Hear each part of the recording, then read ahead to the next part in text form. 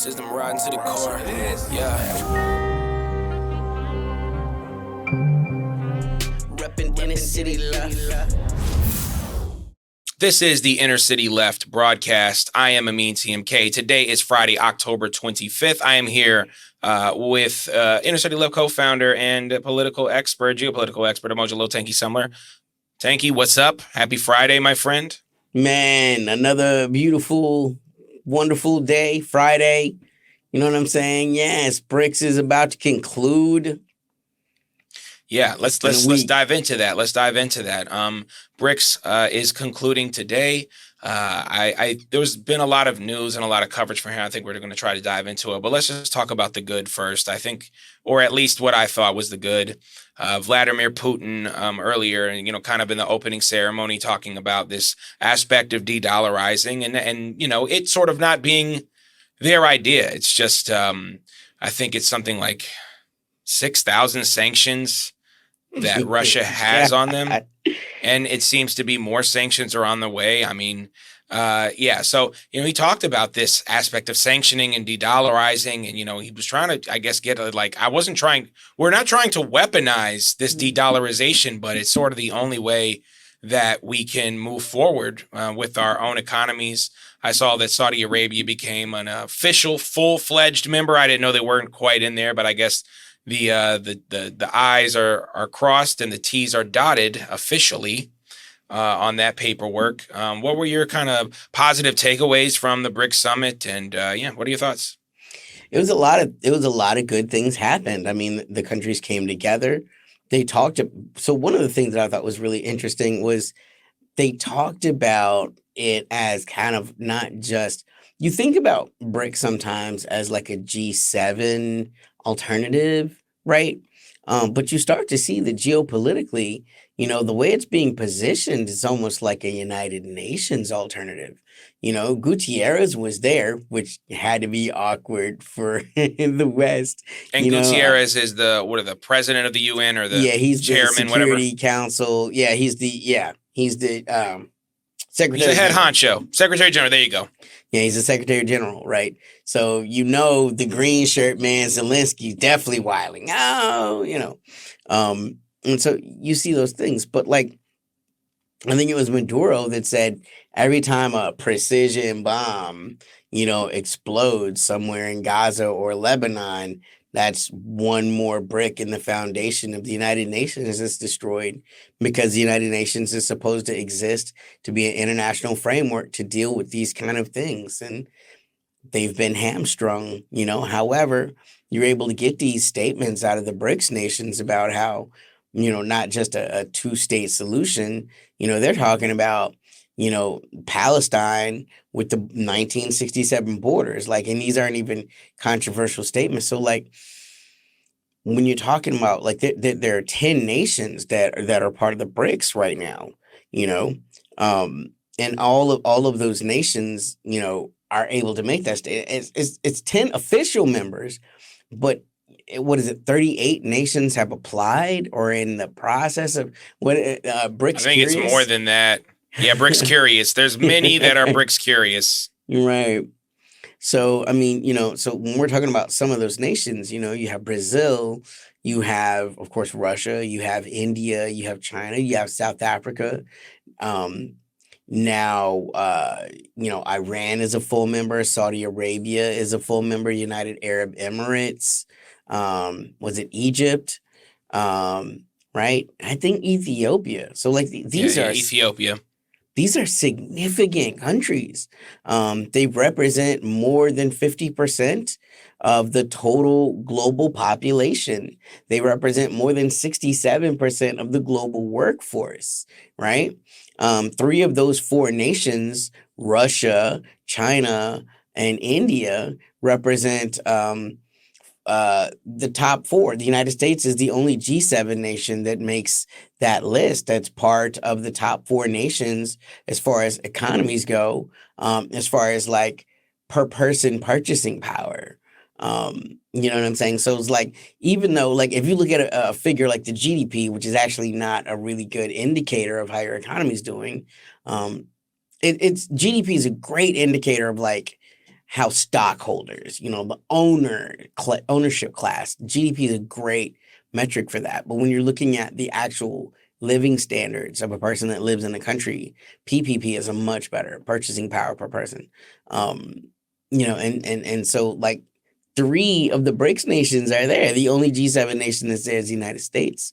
I thought it was a very interesting thing that Putin says we didn't want to de-dollarize. Now, you could take that tongue in cheek, but the thing is, sanctions has been wielded as a weapon in such a way that the other nations had to do something to protect their investments. I have every reason to believe Putin when he says, I didn't want to de-dollarize. The Russian Federation had $300 billion in Western banks that's just been seized and frozen. That is theft. And again, when we're talking about how local politics affect every other thing, this comes from the Americans' process of executing the drug war. Personal forfeiture, seizure of assets, right? They've been doing that to people for easily 40 years, with the DEA and such. And now they're attempting to apply these same principles to nations, right? As if the United States and their central banks have the right, indeed the obligation to punish monetarily countries that they don't like. Like, of course, countries are going to do what they can to protect their assets. When you make strong moves like that, it's got to terrify other countries that have huge investments in Western banks, countries like Saudi Arabia. You're going to want to do everything you can to not end up on the wrong end of a human rights allegation one day, which is just going to allow Europeans and the Americans to steal your money.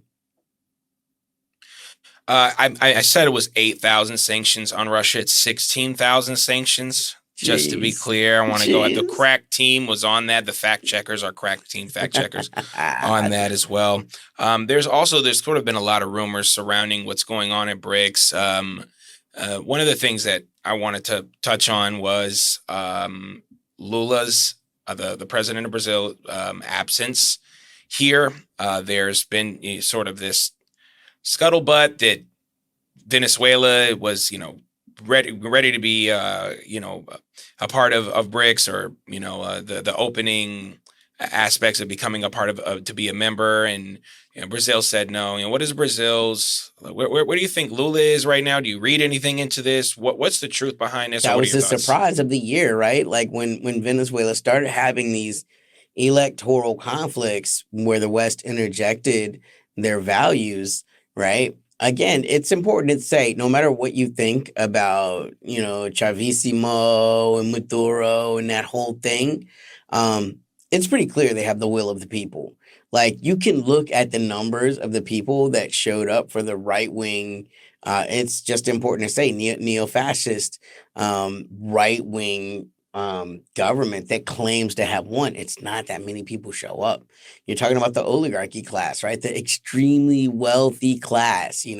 It's like the stories you hear about the Cubans, before Castro. Oh, yeah. My 10,000 acre home. Those are the people that are pissed off that Maduro keeps winning. But that's not most people. Most people aren't in that kind of an economic bracket where his policies are threatening their family fortunes, right? Most people's living standards under Hugo Chavez and Maduro have went up, right? But also important to recognize is this is a place that in the 2000s, when what was his name, Jimmy Carter went there and observed the process. He said this is one of the most efficient electoral processes in democracies in all over the world. He said it was much less corrupt than the American system. This is what he said less than 20 years ago, And the other thing I'll say about Venezuela is that, again, the government's Supreme Court, which Maduro has no control over, has already certified the election results and said that Maduro's party won. But Brazil acted very strange, right? Lula really surprised me with that. And that's the rumor. The scuttlebutt is it was Brazil that put the knife in Venezuela's back and didn't allow their application to go through. I've been told that it was a straight up veto. And these are real questions that I have, right? Like, have the Americans gotten to Lula? This is we already told you before, to look for some weird shit from Brazil before the conference even started. All of a sudden, he didn't want to be there. They say there was some kind of domestic dispute and a cut on the back of his neck. I mean, you can put your own conclusions to what happened there, but the fact is, I mean, when you look at all these world leaders, you draw different things from them. Maduro is a very masculine man, very macho man. And I get the feeling that a man like Lula didn't want to be in the room with a man like Maduro when he put the knife in his back, and so he did it from Brazil, essentially via Zoom, from the safest place he can. But these things are not going to protect Lula. I mean, it looks like the Americans are going to make their moves anyway. The Americans, what Brazil should have learned, that it seems like India is learning right now, is that there's no middle ground with the United States. You're either all the way in or you're all the way out. They will not allow you to have a neutral place. And I think he wants to be neutral for his own electoral power. He thinks that somehow Brazil will be spared. And I just don't see that happening. The shocker for me is that it was, again, this is the same dude that recommended Argentina for BRICS. You recommend Argentina, but you don't recommend Venezuela? Like, that's just odd to me. You know what I'm saying? I think the first person that discussed it with us was Dr. CBS when she was mentioning the election results of Venezuela. And, I think on a larger context, the weaponization of pointing the finger of, democracy fraud or whatever they say, voting irregularities. Every single election, everywhere in the world, there's an accusation of voting irregularities. There was an accusation of it during our last two elections. Right. And but Venezuela didn't pick the guy that they felt like should be the one and sanction America because, oh my God, right? That's the audacity of the Americans. I'm sorry. You have to say it out loud sometimes. Yeah. And they seized his plane. And it doesn't take much to do your own research and see who was backing the opposition candidate and see how close their ties were to the West. Not to mention the last day of the last day before the election started, or the election day or whatever, or the election concluded. I'm sorry. The opposition candidate said Israel has the right to defend itself, and Maduro said free Palestine. So, you make your decision on who do you think the West wants to win and who doesn't. But it does seem like there is this idea from some countries, like Brazil, maybe one of them, where it's like you're a little too dangerous to touch. And I think another country that is in that mix for different reasons is Turkey. We're seeing the double Dutch of a NATO member possibly entering into the BRICS, and the game that is being played there. What are your thoughts on Turkey's possible invitation or whatever? I don't think it's official yet, but possibility they'll be in the BRICS in the next few years. We've talked about how slick a politician Erdogan is several times, right? Again, whether you like him or don't, he does what he needs to do for his nation. And his nation is a regional power that has to do this balancing act between global powers like hegemons and emerging hegemons. What's interesting to me about this is it tests what these alliances are really about, right? Because again, BRICS is meant to be an economical framework, not explicitly a military framework. And so theoretically, there shouldn't be any type of a complication for a NATO nation joining with the BRICS, right? Yet, however, during this time, when Erdogan lands in Kazakh, Russia, right? Kazan, my bad. You were trying to give us the accent. It's Kazan. Right? It is Kazan. Yeah, Kazan.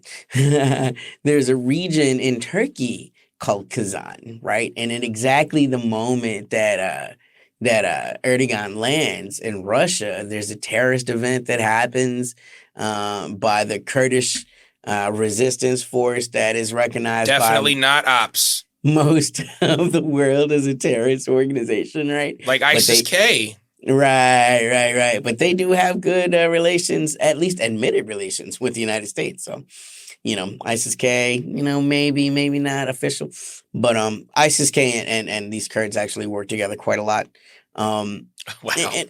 Right. And I again, didn't know that. Okay. right. I'm not trying to shade like this whole Kurdish movement. Maybe they do deserve a nation of their own. However, the nation that they want, it would require Turkey to give up portion of its land, Syria, portion of its land, Iraq, portion of its land, and Iran, right? So good fucking luck. Like, I don't see that happening, right? I Like, think all you of can these talk nations. to set people in, the Kurdistan. I'm sorry, the Kush region of India. You're right. Dealing with the Muslims. You're dealing with the Uyghurs. You're dealing with the Taiwanese. You're dealing with there are ethnic disputes. There are civil Right. wars happening. That's what we always talk about. Russia and Ukraine being a civil war, and what the United States does is they weaponize the side that can destabilize a country, and I think that's Who's what willing you to do the see. most? Yeah, Right. And again, this is what's happening against an ostensive NATO member, right? Like, Turkey is a NATO member and this happened. So, I mean, again, it's hard to see coincidences, right? I didn't think Lula, I said at the beginning of the week, I figured Lula staying in Brazil meant he was going to do something weird, and he did.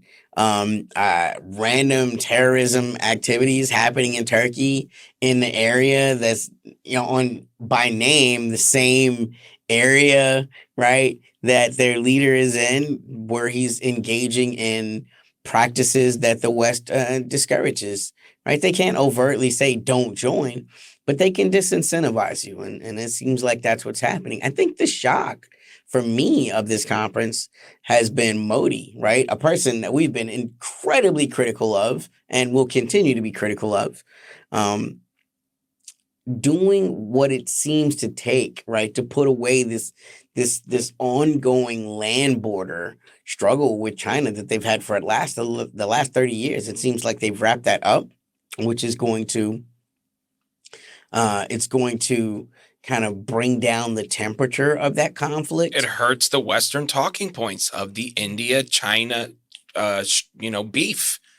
Right. And it escalated. It's a few years ago. They were throwing people off cliffs and stuff like that. And now, doing again, karate and throwing people off the Himalayan cliffs, hand-to-hand combat, and we're We just need a few years movie away for from this that. shit, man. Exactly. I mean, let's get Tony Jaa. Let's Man. get everybody.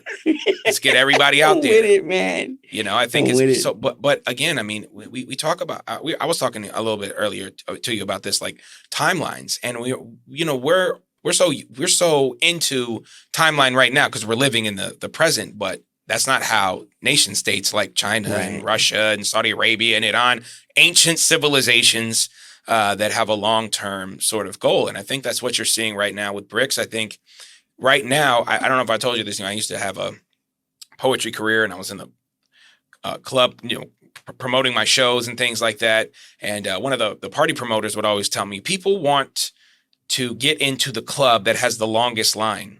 They want to go to the club where it looks like it's the most difficult to get in. And that's what it kind of feels like BRICS is right now. Like BRICS is slowing down membership. They're saying, hey, come through, say hello to our conference. You can be affiliated. You can be, as we say, BRICS curious. But it looks like they're kind of sticking with what they got right now. Is that how you see it? What are your thoughts on sort of the and what I've long-term seen memberships? is nations that have been kind of trying to stand, with a foot in both worlds, taking a step closer to the BRICS world, with the exception of Brazil, right? Who still thinks that they can. But I think if he's honest with himself, listening to the way that the West talks, when Zelensky says these things about Brazil, right? That's the West. The West is saying this thing about you because Zelensky is owned by the West. So when he says these terrible things about Brazil and about China, right, you really need to take them into heart. And Brazil still, I think another thing they can do is really look at India's treatment. The fact that all of the Five Eyes nations are kind of turning against India for choosing not to walk away from BRICS, which also means choosing not to walk away from Russia, which would have destroyed their economy. It would have, if India would have invoked the sanctions that Europe did, India's economy would be performing like Germany's economy right now, which is in absolute economic decline. It's Free undeniable falling. recession. This is the first time Volkswagen has had to close a plant in almost 100 years, right? I mean, if we're honest, what's happening in Germany is closer to the D word, not the R word. It looks like depression is inevitable. They deindustrialized their base just to please the West. India chose not to do that. India understands that they needed Russian petrochemicals. And what they've done is they've actually turned India is not even a petroleum powerhouse as far as their own production. Most of their petroleum they have to import, like I said, from Russia. But now they're actually warehousing that petroleum and selling it back to the Europeans at a premium, right? When they could just buy it from the Russians. So this is again, not only have they not crippled their economy, Russia's excess is allowing them to make money in the middle. So, it's like, oh, we can go and be with the West that wants to sanction the hell out of us and talk about investigating us, because Canada, which again, the population of Canada is almost equal to the population of the city, New Delhi, right? Like just the arrogance of a country like Canada thinking that it could choose to be a geopolitical rival to an incredibly right. And it's again, the Western mind doesn't think about these nations as rivals to the West, right? Because you probably grew up under this paradigm of first world being the West, second world being the Russians and those satellites of the Soviets. If you ever knew what the second world is, that's what it is. And the third world being everyone else. And you think about the third world as this place lost in time without the understanding that technology travels very fast. Everything is available everywhere. The internet is in Zaire, pimp. You know what I'm saying? Angola got high speed internet. Like, you can buy Levi's anywhere in the world. So this idea that if you don't live in America and you don't live in Europe, you have this primitive life, right? That's really why these people have gravitated towards BRICS. BRICS is an organization that sees all of these nations for their own relative wealth and says, instead of trading through the middleman of the dollar, right? Because what India was doing with oil is what the American banking system has done with dollars. You know what I'm saying? Everybody has to keep so many dollars in their economy, in spite of whatever the dollar's relative strength to your local current economy is. And so with the BRICS framework, you're able to now trade in commodities, whatever your country offers, directly in the denominations of the countries that you're selling with. And it essentially disenfranchises the SWIFT system. That's incredible. That is radical. Every time you use an American credit card somewhere, you're using SWIFT, right? That is an international framework that is set up so that nobody has to do all of the money lending. The banks are getting the best rates, blah, blah, blah. You don't have to think about it. But when you sanction a country, right, if you try to use it through the SWIFT system, you always are at risk of having your assets interdicted, sanctioned, stolen. BRICS provides a way now for countries that have suffered under the sanctions regime to be able to find their own path back to liquidity again. It's a way out of dollar slavery. Yeah, it makes me think of the money that was stolen from Afghanistan and sort of this inability for, the quote unquote third world, but developing nations to, be able to, where do you take this to? You can't take it to an international court of law. You can't sue. It just seems as if it's just a big FU. And we saw it happen to Russia as bad as it's happened to anybody in the world. It's happened to Iran. It's happened to Russia. China is under sanctions. Like a third of the world is under sanctions. And when you're under a sanctions regime, the West and the global bankers of the West are able to just seize your assets. It's gone. It never existed, right? It's theft by any other name. Yeah. And so when you look at something like BRICS, right, I'm immediately reminded of the most quoted von Clausewitz phrase of war is a continuation of politics through other means, right? These are countries that don't necessarily want to engage in a shooting war with the United States. But what they're doing is they're weakening the United States by weakening their own dependency on the United States, right? The dollar. By removing their dependency on the dollar, it makes it harder for the United States to project power with the dollar. It forces inflation to go up. It makes it harder to. It's a damaging thing. Like if people stop using a thing, it loses its value. Whereas people used to have a dollar, and you could trade it in for gold, right?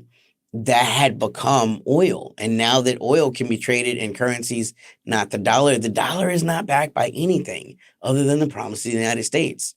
And the United States is kind of an unreliable guarantor of things. And this is what the whole Russia seizure really proved. I'm going to call, sorry, my voice cracked there. I'm going to call this like the unreality moment. This is going to be the final little moment. We talked about the Harris commercial. I just want to talk a little bit about this ballot that I have here. I'm going to just go across the screen. I hope it doesn't invalidate my ballot. But on this ballot, in this vaunted Western democracy known as the United States, there are only 3 candidates available to select for president. None of them Jill Stein. The third one is Robert de la Cruz. The third one is Robert Kennedy, who's basically out of the race. If I look at some of these others, there is for the Ward 8, which we're in. There's a Republican, Nate Derenge, and the Democratic candidate that will probably win, Trayon White, is an open investigation for corruption. We have no write-in candidate we don't have a senator, but we have sort of a talking senator that only has the privileges of saying things, but not actually voting. And then the next one, only 2 candidates, no write-ins. And the next 2 or the last 2 are just 1 candidate only. This is the democracy that we have here in the United States.